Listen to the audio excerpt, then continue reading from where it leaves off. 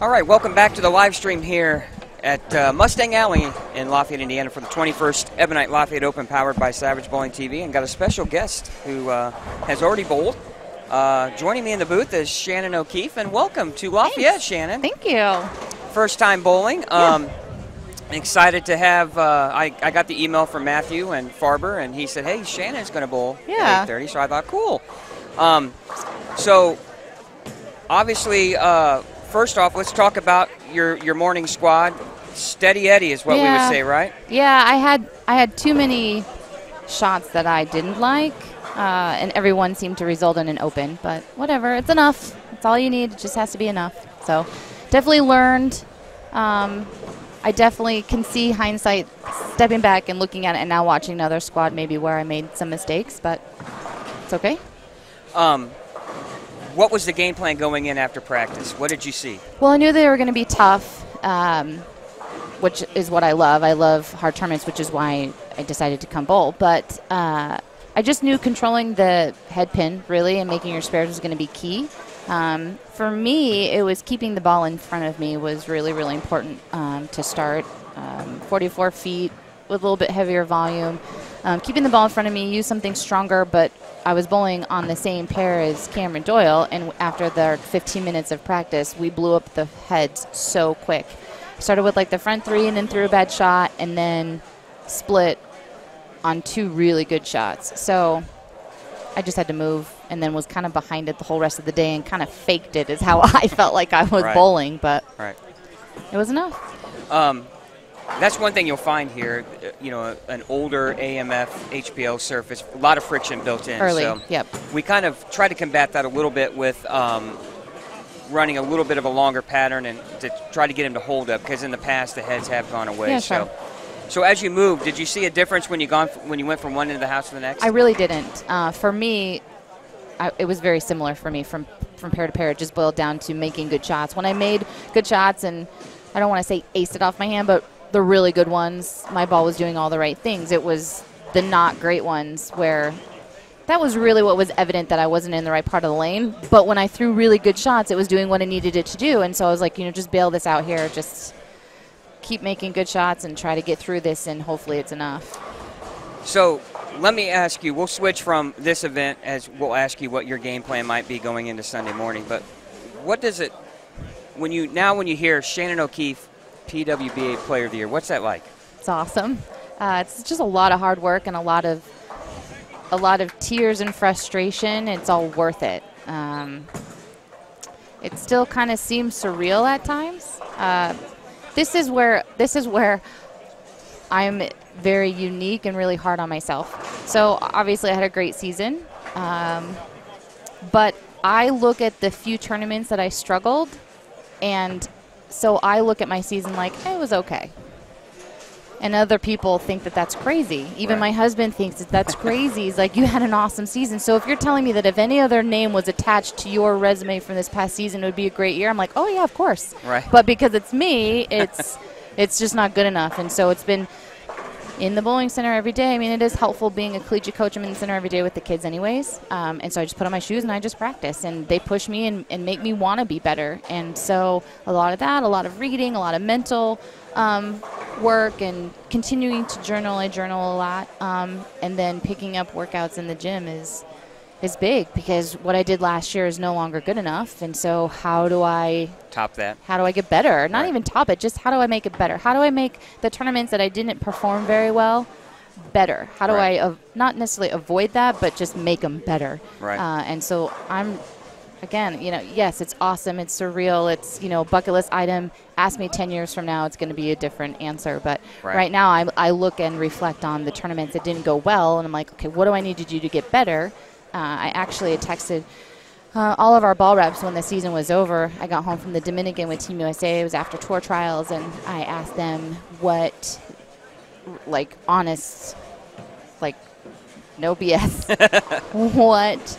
What do I need to work on? What needs to be better? What can I improve upon? Because they watched me bowl almost every game, throughout the entire season, and got some good feedback. And so, working hard. Well, the previous year you had, which many would consider a great, fantastic year, right? So you switch brands, as Yep. we talked about earlier. You go from Deviant to EBI, Yeah. and how has that transition been for you, and how important has it been, as you said, the support system behind that? I just really felt that at this point in my career, as I'm starting to get older, I need to do what's best for me, and I need to know that I have the support and the confidence behind me. Bowling balls, to me, are bowling balls. You know, if you're good enough, you can make them work. It is nice to have a lot of options. Sometimes I feel like I may have too many options, but we have a lot of really great eyes behind. We have Sean Ryan, we had Rob Gottschall at times, we had Brian O'Keefe, and we had Josh Blanchard. So we had 4 dedicated ball reps on the PWBA tour. On top of that, we have some of the best women bowlers on tour on our staff, and we do share a lot of information. And so being able to have that support and being able to work together in practice sessions, like we would all practice together. So let's say the paddock was on behind lanes 1 and 2. As an entire staff, we would always start furthest from the paddock and practice together for the first 30, 45 minutes of a practice session. And not even so much that we're just sharing information, but just so we can watch and see what's going on. But then it also made it easier on the ball reps, too. But it's just working as a team, and it was the true essence of a team. I grew up a softball player, and so it just really felt like home. It felt like this is what I should be doing. This is the way it should feel. And so then being able to have incredible equipment on top of all the support with incredible ball reps that have the utmost confidence in me, I think really kind of pushed it over the edge. Now, as you proceed, you know, how for you, I guess, from a career standpoint, how nice is it to see the PWBA come back for you, and not only for now that you're a coach, for your young players that aspire to be that way? How, isn't it rewarding? It's it's very awesome that it's come back into play. So I didn't start bowling until I was 16. I was a softball player growing up. But I bowled for about a year and a half on the old tour right before it folded. And when it folded, it was devastating. Not so much for me because I was like, I'm going to step away and get my amateurism back and bowl Team USA. Like, that's kind of what my plan was. But as it folded, you just don't ever think that's going to happen. And so all my friends and these women that I looked up to, now they don't have a job, and that it was awful. And so for 12 years, we had nothing. Team USA is all that we had. And so to compete at the highest level, that I've been on the team for 14 years because that is where I wanted to be. In order to compete at that level, that's where you needed to be. And so when the tour came back, it was just incredible timing for me because I had just started coaching at McKendree, and I have an amazing athletic director and support system there that they want me bowling. They want me competing because anytime that I'm doing well, it's attached to McKendree, and that's just, you know, it's good marketing, I guess. Right, yeah, great brand awareness. Yeah, right? And so the timing of it is just perfect, and the fact that it's over the summer, you know, it allows me to do both jobs. I can wear both hats, and I can do them successfully. It's taken, the first year was a challenge because I didn't want to take time during the heart of our collegiate season, which is February, March, and April, away from the kids and their needs in order to practice. But it was really, after that first year, was really trying to find the right balance of making sure the kids have everything that they need to prepare them for a national championship, but then also making sure that I'm taking care of myself and making sure I'm ready for when the tour starts. The coolest part about all of it is now when I'm recruiting, now when I ask these girls what is their dream, like what do they want to do, and 90% of the time they say, well, I want to be a professional bowler. In the first year and a half or so that I was coaching and recruiting, that wasn't the answer. And now it is. And so being able to nurture that and understand that passion and that drive, but then also understand what it takes to do it and do it successfully, it's very beneficial for me to help kind of mold and shape them and push them in the right direction.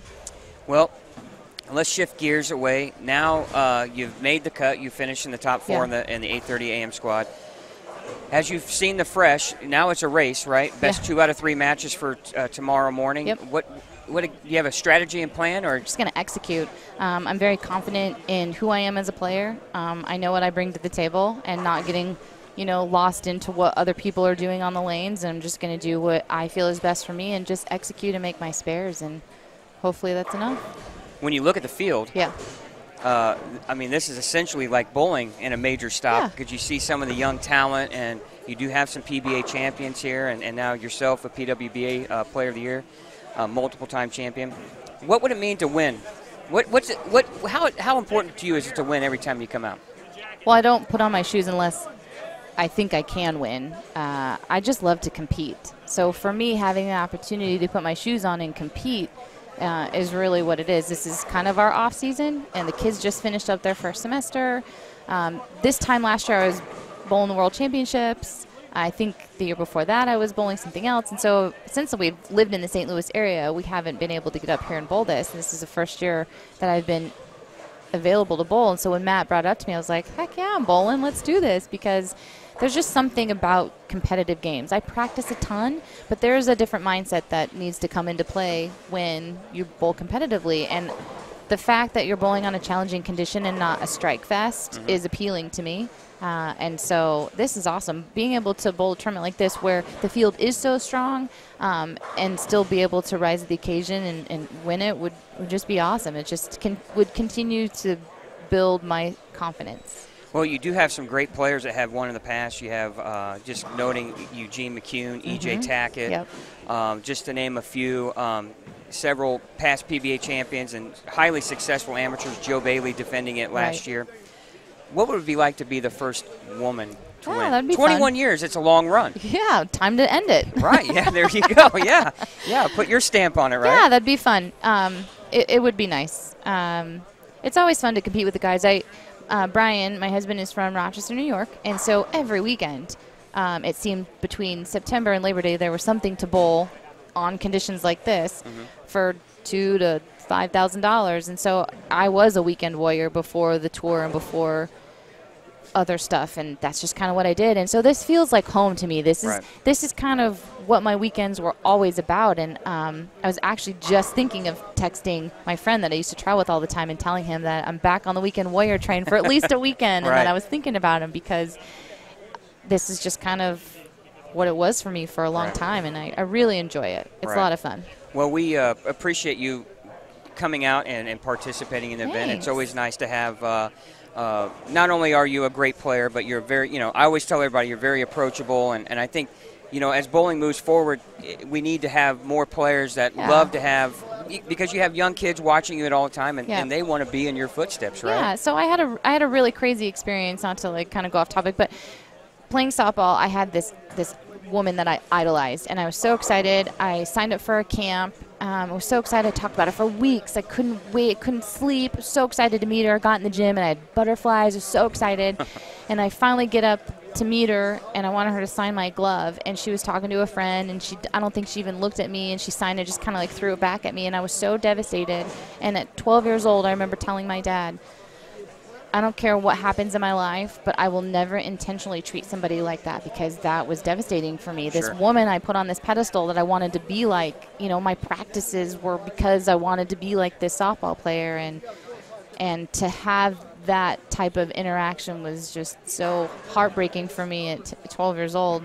And it's just crazy how life happens and unfolds, because now I'm in this position where I do know that there's a lot of little girls out there that know who I am, and they look up to me, and it's just part of, I think it's my job. I think it's my job to make sure that I'm continuing to pave the way for them as those before paved the way for me. And so I just feel like you're an ambassador to the game, right? Yeah. I mean, you're on TV every weekend, when we watch you in the summertime, and when you carry yourself in the manner you do, I mean, you're going to have a lot of followers. Oh, so. Well, thanks.